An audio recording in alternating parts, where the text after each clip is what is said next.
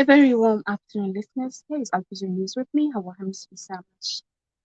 The number of used cars brought into the country has dropped in the first half of the year by 177.2 billion naira, said a report by the National Bureau of Statistics (NBS). The report titled Foreign Trade in Goods Statistics noted that in the same period of 2021, Nigerians spent 346.2 billion naira to import used cars.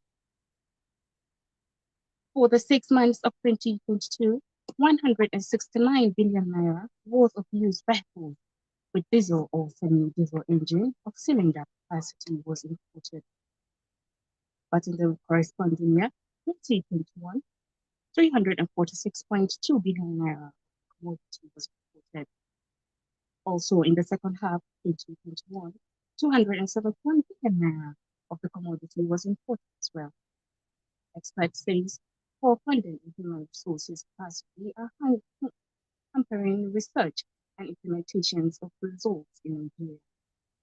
They stated this yesterday in Abuja during the fifth annual Implementation Science Labs NISA conference theme Sustainability of Implementation Process and Research. The experts, which comprises researchers, policymakers, and implementers of public health programs, says there is a need to address the knowledge gap between policymakers and researchers to ensure effective implementation of research results in the country. Ayodotun Ogunchola, Chief Executive Officer, Center of Clinical Care and Clinical Research, said most health research programs in Nigeria were currently funded by international donors, with which research awaiting funding.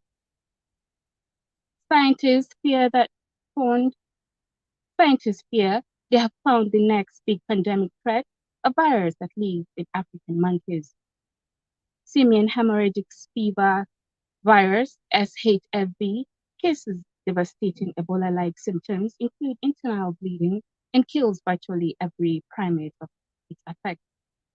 The virus hijacks the immune system, disabling key defense mechanism and breaking the body down cell by cell.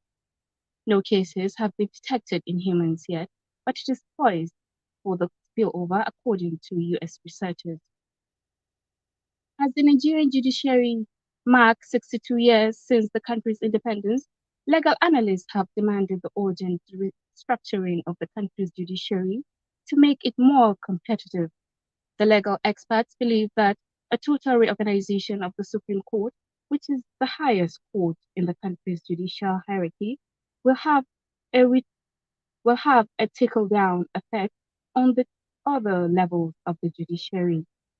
There are hundreds of thousands of cases pending in a slow process at the law courts nationwide, while most private cases at the Supreme Court have not been assigned by adoption in the past 7 years.